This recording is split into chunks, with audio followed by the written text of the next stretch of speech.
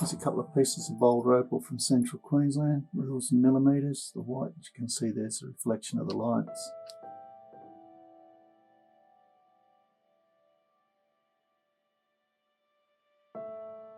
This is an example of where the opal hasn't filled up the nut properly. There's voids through here.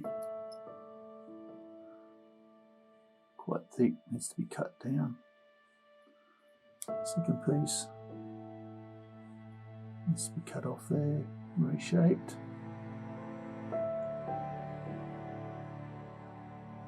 It's a bit like mountains there, lake, beach.